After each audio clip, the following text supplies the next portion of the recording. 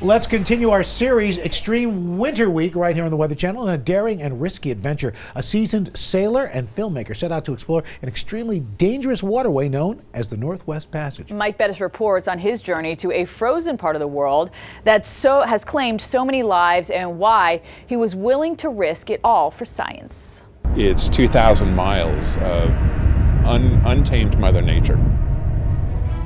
Brooklyn, New York native Sprague Thibault, his 3 kids, and a film crew set up to explore and document an area in the Arctic that's nearly impossible to sail. We are 1 minute away from the official entry to the Northwest Passage. Heading into the passage, first thing I noticed, it was like being in a vacuum, and everything became gray and brown. The 8,500-mile trek that began in Newport, Rhode Island, took them through the Northwest Passage of the Arctic Ocean, the area that connects the Atlantic and the Pacific.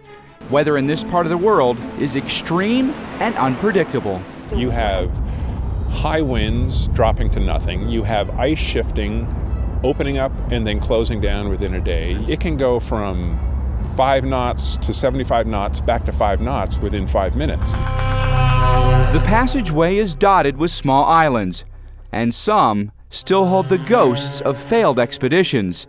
Beechy Island is the final resting place of the 1850 Franklin expedition. It was incredibly haunting. It was the feeling of walking across somebody's graveyard. Theobald was also haunted with the very real possibility that he and his children may not make it out.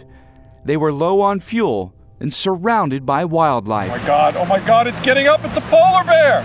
It's a damn polar bear!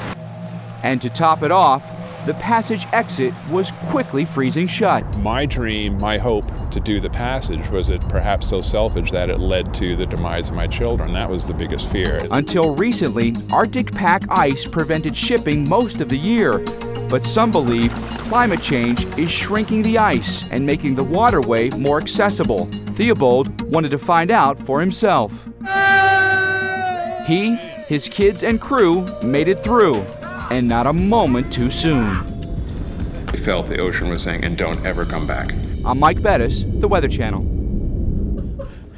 Ocean saying, don't let the door hit you in the butt. Very nice. Sprague's documentary, The Other Side of the Ice, hits theaters in New York on March 8th.